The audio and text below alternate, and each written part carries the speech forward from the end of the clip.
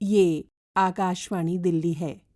कृपया हमारे विशेष प्रसारण की प्रतीक्षा कीजिए। ये आकाशवाणी है। आकाशवाणी के वार्षिक कार्यक्रम सरदार पटेल स्मृति व्याख्यान के अंतर्गत प्रस्तुत है राष्ट्रीय एकीकरण में सरदार वल्लभ भाई पटेल की भूमिका विषय पर भारत के पूर्व राष्ट्रपति माननीय श्री रामनाथ कोविंद द्वारा दिए गए वक्तव्य की रिकॉर्डिंग। प्यारे देशवासियों, आज भारत माता के एक महान सपूत लौह पुरुष सरदार वल्लभ भाई पटेल की जयंती है। इस अवसर पर मैं सारे देशवासियों को हार्दिक बधाई देता हूँ। मैं आकाशवाणी को भी इस अवसर पर सरदार पटेल स्मारक व्याख्यान आयोजित करने के लिए साधुवाद देता हूँ। जिस व्याख्यान का नाम ही देश की एकता के सूत्रधार के नाम से जुड़ा हो, वह स्वयं ही विशेष हो जाता है। देश की आवाज़ आकाशवाणी के इस प्रतिष्ठित व्याख्यान माला के तहत अतीत में doctor Zakir Hussain, doctor APJ Abdul Kalam, Morarji Desai जैसी हस्तियां अपने विचार जाहिर कर चुकी हैं। ऐसे सरदार पटेल की याद में होने वाले इस व्याख्यान का हिस्सा बनना मेरे लिए गौरव की बात है। इसके लिए मैं आकाशवाणी को धन्यवाद देना चाहूँगा।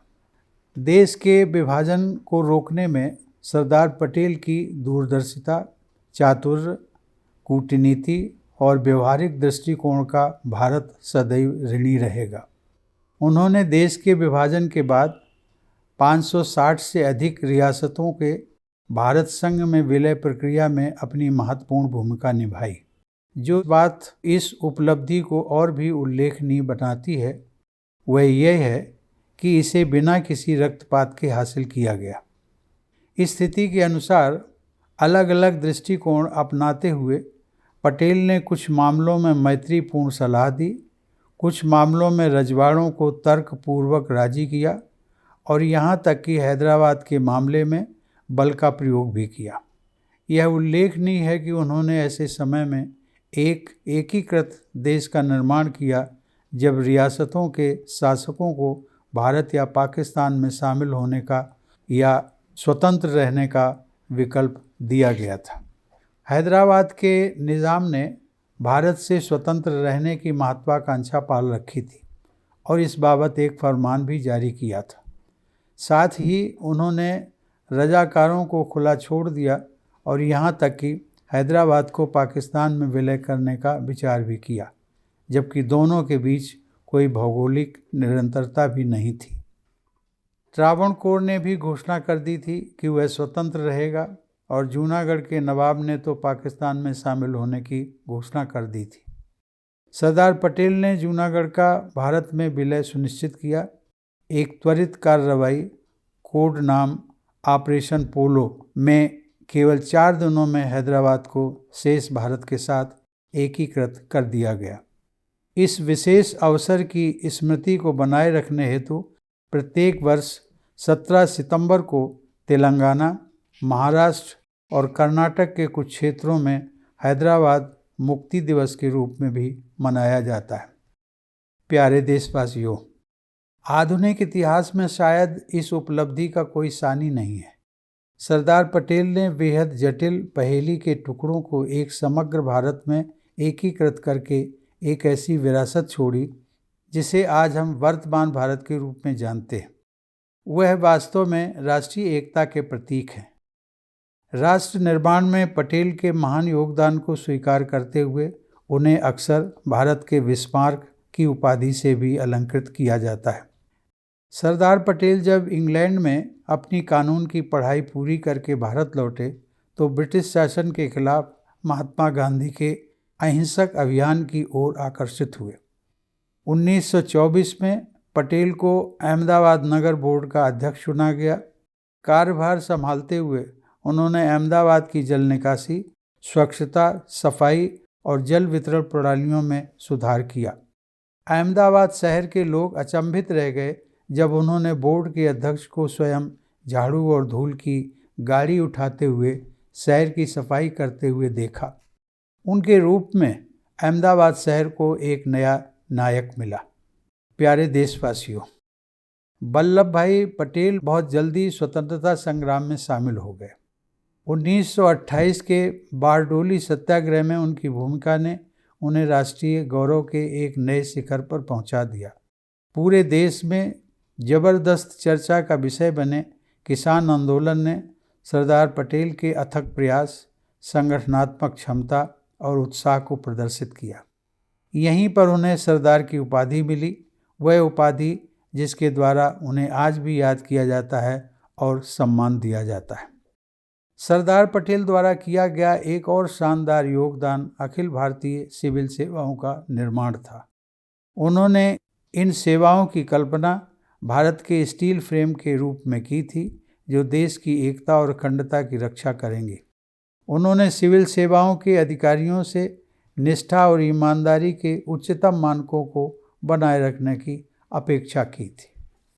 प्यारे देशवासियों, सरदार पटेल के महान व्यक्तित्व, उनके अतुलनीय योगदान को याद करते हुए देश उनकी जन्म जयंती 31 अक्टूबर को 2014 से राष्ट्रीय एकता दिवस के रूप में मना रहा है। 31 अक्टूबर 2018 को प्रधानमंत्री नरेंद्र मोदी ने दुनिया की सबसे ऊंची प्रतिमा स्टैच्यू ऑफ यूनिटी राष्ट्र को समर्पित की। गुजरात के केवड़िया में सतपुड़ा और विंध्याचल पहाड़ियों की पृष्ठभूमि में 182 मीटर ऊंची सरदार वल्लभ भाई पटेल की यह प्रतिमा देश की एकता और अखंडता का प्रतीक है। मैं देशवासियों से, विशेषकर युवाओं से अनुरोध करता हूं कि आप केवड़िया स्थित स्टैच्यू ऑफ यूनिटी को जरूर देखने जाएं। प्यारे देशवासियों, सरदार पटेल हमेशा चाहते थे कि भारत सशक्त हो, समावेशी हो, संवेदनशील हो, सतर्क हो, विनम्र हो और विकसित भी हो। उन्होंने देश हित को सर्वोपरि रखा। आज उनकी प्रेरणा से भारत बाहरी और आंतरिक हर प्रकार की चुनौतियों से निपटने में पूरी तरह से सक्षम हो रहा है। यह सरदार पटेल की सोच की बुनियाद ही है कि आज भारत हर क्षेत्र में तेजी से आगे बढ़ रहा है। उसका गौरव बोध पूरी दुनिया में स्थापित भी हुआ है। पिछले कुछ वर्षों से मैंने देखा है कि भारत के विकास की गति में अप्रत्याशित बढ़ोतरी हुई है। आज भारत और भारत के लोगों की पहचान विदेशों में बढ़ी है। आज देश का एक बड़ा वर्ग यह कहने लगा है कि हम आगामी 1 या 2 दशकों में विश्व की महाशक्ति बन जाएंगे, और कोई कहता है कि हम विश्वगुरु बनने की कगार पर खड़े हैं। लेकिन जब मैं निष्पक्ष रूप से पिछले कुछ वर्षों का आकलन करता हूँ तो मुझे लगता है कि भारत तो आज विश्व की महाशक्तियों में से एक बन चुका है। प्यारे देशवासियों, हम जानते हैं कि कोरोना महामारी की भयावह स्थिति से हम सब लोग भली भांति परिचित रहे हैं। ऐसी महामारी हम लोगों ने अपने जीवन काल में कभी नहीं देखी। हमें ऐसा बताया गया है कि ऐसी महामारी पिछले 100 वर्षों के बीच कभी नहीं हुई।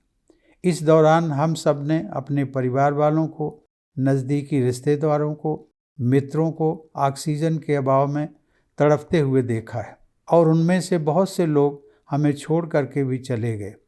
यह स्थिति विश्व के सभी देशों में व्याप्त थी, लेकिन भारत ने अपनी सामर्थ्य और क्षमता को पहचानते हुए मार्च 2020 में कोरोना निरोधी वैक्सीन अपने देश में ही निर्माण करने का एक साहसिक निर्णय लिया, और मात्र 2 माह के बाद ही मई 2020 में देशवासियों को टीका लगवाना प्रारंभ किया।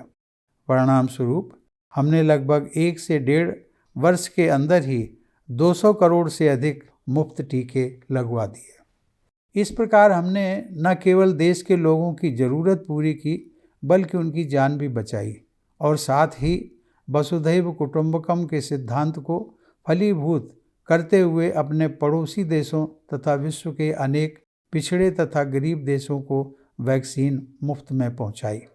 एक अन्य उदाहरण भी मैं आपको देना चाहूँगा। यूक्रेन और रूस के बीच में पिछले 1 वर्ष से अधिक युद्ध चल रहा है। निकट भविष्य में समाप्त होने की कोई संभावना भी नहीं दिखती। विश्व के अधिकांश देश या तो रूस के पक्ष में या यूक्रेन के पक्ष में खड़े दिखते हैं, लेकिन भारत ने अपने सामर्थ्य को पहचाना और हम अभी तक किसी भी पक्ष के साथ नहीं खड़े हैं। बल्कि भारत तो कहता है कि हम युद्ध के पक्ष में नहीं किंतु शांति के पक्ष में खड़े हैं। आज के वैश्विक परिस्थितियों में वही देश ऐसी बात कह सकता है जो विश्व की महाशक्ति बनने की सामर्थ्य रखता हो। इस युद्ध के दौरान हमारे 23,000 से अधिक छात्र यूक्रेन में फंसे थे। उनको वहां से सुरक्षित निकालने के लिए प्रधानमंत्री ने यूक्रेन और रूस दोनों के राष्ट्रपतियों से बात की और 24 घंटे के लिए युद्ध विराम हुआ तथा हमारे सभी बच्चे सुरक्षित भारत वापस आ गए। मुझे याद है कि इस दौरान अमेरिका, चाइना और कुछ यूरोपियन देशों के बच्चे भी वहां फंसे थे, लेकिन इन देशों की सरकारों ने अपने बच्चों को सुरक्षित निकालने में अपने हाथ खड़े कर दिए थे। इस युद्ध को रोकने के लिए भी हमने एक महाशक्ति जैसे देश का स्टैंड लेते हुए कहा था कि dialogue is the only solution to end this war. हमारे स्टैंड को विश्व के कई देशों ने भी समर्थन किया। प्यारे देशवासियों, बदलते वैश्विक परिदृश्य में भारत की ताकत लगातार बढ़ी है। हाल ही में इजराइल पर हुए आतंकी हमले के बाद के हालात में भी इसे दुनिया ने देखा। अक्टूबर के पहले हफ्ते में इजराइल पर आतंकी हमले के बाद भारत ने इजराइल के आत्मरक्षा के अधिकार का समर्थन किया। भारत खुद आतंकवाद का शिकार रहा है। बेशक हमने इस पर बहुत हद तक काबू पा लिया है, लेकिन इस खतरे के प्रति हमें सचेत रहना होगा। भारत ने आतंकवाद के खिलाफ अपनी मजबूत राय रखी, लेकिन भारत मजलूमों के प्रति अपनी जिम्मेदारी को भी नहीं भूला। गाजा पट्टी के निवासियों के लिए दवा, खाना, कपड़ा भेजने में भी भारत पीछे नहीं रहा। प्यारे देशवासियों, विश्व के कई विकसित देशों और तथाकथित महाशक्ति कहलाने वाले देशों के कुछ अलग अलग फोरम भी बने हुए हैं। उनमें एक शक्तिशाली मंच G20 है। भारत को G20 की अध्यक्षता करने का भी मौका मिला। पिछले कई महीनों से पूरे देश भर में G20 से संबंधित सफल आयोजन हुए। इन आयोजनों में भारत को अपनी विकास गाथा और विरासत को विश्व के प्रमुख देशों को दिखाने का मौका मिला। अभी कुछ दिन पूर्व हम सभी ने देखा कि भारत की अध्यक्षता में G20 के सफल आयोजन पर दुनिया भर के राष्ट्र अध्यक्षों और प्रतिनिधियों ने कैसे इस आयोजन की तारीफ की है। इस आयोजन के माध्यम से अनिश्चित और विभाजित दुनिया को हम वैश्विक रूप से एकजुट करने में सक्षम रहे हैं। हमने G20 के आदर्श वाक्य एक पृथ्वी, एक परिवार, एक भविष्य के माध्यम से विश्व कल्याण का मार्ग प्रशस्त किया है। प्यारे देशवासियों, वैश्विक इकॉनमी को जानने वाले लोगों का यहाँ तक कहना है कि आगामी 2-3 वर्षों में भारत विश्व की 3 आर्थिक महाशक्तियों में से एक होगा। अंतर्राष्ट्रीय मुद्रा कोष के हिसाब से साल 2027 तक भारत की अर्थव्यवस्था $5.2 ट्रिलियन की हो सकती है। 2007 में भारत ने $1 ट्रिलियन की GDP के लक्ष्य हासिल किया था। तब हमारी अर्थव्यवस्था $1.2 ट्रिलियन की थी। इसके बाद भारत ने अपनी आर्थिक नीतियों में व्यापक सुधार किए और 2014 तक हमारी इकॉनमी $2 ट्रिलियन की हो गई। अगले 7 वर्षों में फिर से $1 ट्रिलियन से ज़्यादा भारत की अर्थव्यवस्था में जुड़े और भारत की मौजूदा अर्थव्यवस्था करीब $3.27 ट्रिलियन की है। जैसे जैसे भारत आर्थिक विकास और समानता हासिल करता है, वैसे वैसे दुनिया हमारी ओर उत्सुकता से आकर्षित हो रही है। हमने इस वर्ष विशेष रूप से भारत को शिखर पर जाते हुए देखा है। कुछ दिनों पूर्व जब चंद्रयान-3 चंद्रमा के दक्षिणी ध्रुव पर उतरा और भारत ऐसा करने वाला पहला देश बना। भारत दुनिया के उन देशों के एलीट क्लब में भी शामिल हो गया है जो चंद्रमा पर अपना मिशन उतारने में कामयाब रहे हैं। ऐसा करने वाला भारत चौथा देश है। इससे पहले अमेरिका, सोवियत संघ और चीन ने अपने यान चंद्रमा की सतह पर सफलतापूर्वक उतारे हैं। ऐसे में भारत की कामयाबी की पूरी दुनिया में तारीफ हो रही है। प्यारे देशवासियों, अमेरिकी अंतरिक्ष एजेंसी नासा के प्रमुख बिल नेल्सन ने भी भारतीय अंतरिक्ष अनुसंधान संगठन अर्थात इसरो को बधाई देते हुए कहा कि हमें इस मिशन में आपका भागीदार बनने की खुशी है। इसी महीने के प्रारंभ में मुझे अपनी अमेरिकी यात्रा के दौरान नासा और जॉनसन स्पेस सेंटर को बहुत करीब से देखने और अंतरिक्ष विज्ञान को समझने का सौभाग्य प्राप्त हुआ। मुझे यह जानकर बहुत खुशी हुई कि अंतरिक्ष कार्यक्रम के लिए नासा और भारतीय अंतरिक्ष अनुसंधान संगठन इसरो के वैज्ञानिक कई मोर्चों पर एक दूसरे का सहयोग कर रहे हैं। हाल ही में भारतीय अंतरिक्ष अनुसंधान संगठन ने अपने पहले सौर मिशन आदित्य L1 भी लॉन्च किया है। हम सभी के लिए यह गौरव की बात है। आदित्य L1 1.5 मिलियन किलोमीटर की दूरी से सूर्य का अध्ययन करने वाला पहला अंतरिक्ष आधारित वेधशाला श्रेणी का भारतीय सौर मिशन है। प्यारे देशवासियों, भारतीय परंपरा सर्वे भवन्तु सुखिनः यानी सभी सुखी हों की सोच से प्रेरित है। भारतीय संस्कृति और परंपरा किसी को पराधीन बनाने, किसी के आंसुओं की वजह बनने या किसी को दुख पहुंचाने की नहीं, बल्कि वसुधैव कुटुंबकम यानी समूची पृथ्वी, वह पृथ्वी जिसमें सिर्फ मानव ही नहीं है, पशु भी हैं, पेड़ पौधे भी हैं और समस्त पर्यावरण है, ये सब हमारे बृहत परिवार का हिस्सा हैं। भारत इन्हीं मायनों में पूरी दुनिया से अलग है। भारत वैश्विक कल्याण में भरोसा करता है। आज का भारत सरदार पटेल के सपनों का भारत है।